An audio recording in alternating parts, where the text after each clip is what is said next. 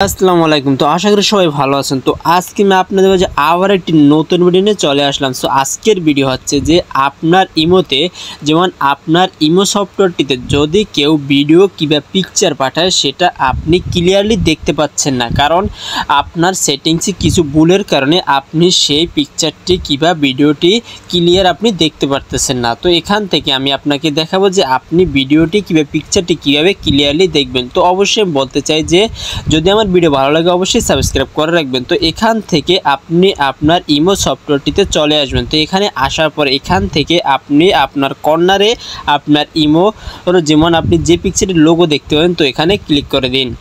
তারপরে এখান থেকে আপনি সরাসরি চলে যাবেন আপনার সেটিংসেও। তো আমি এখান থেকে সেটিংসে চলে গেলাম, এই যে সেটিংসে। তারপরে আপনি চলে যাবেন, এখান থেকে আপনি স্টোর অ্যান্ড ডাটা নামে একটি অপশন পাবেন। এখানে আপনি দেখতে পাবেন যে স্টোর অ্যান্ড ডাটা, তো এখানে ক্লিক করে দিন।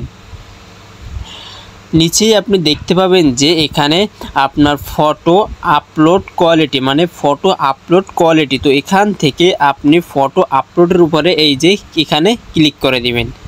তারপরে এখান থেকে আপনি ডাটা সেভার হাই কোয়ালিটি নিচেরটা আপনি হাই কোয়ালিটির এখানে আপনি ক্লিক করে দিবেন। এখানে যদি আপনি ক্লিক করে দিন তাহলে এখান থেকে আপনার যেমন ভিডিও কিংবা আপনার যেমন পিকচার সেটা আপনার হাই কোয়ালিটি এইচডি কোয়ালিটি হবে। তো এখানে আমি ক্লিক করে দিলাম। এটাই হলো আপনার মূলত কাজ। তো এই ভিডিওটি থেকে যদি আপনার কোনো উপকারে আসে অবশ্যই আমি বলবো একটি লাইক করে পাশে থাকবেন। তো সবাই ভালো থাকুন, সুস্থ থাকুন, খোদা হাফেজ।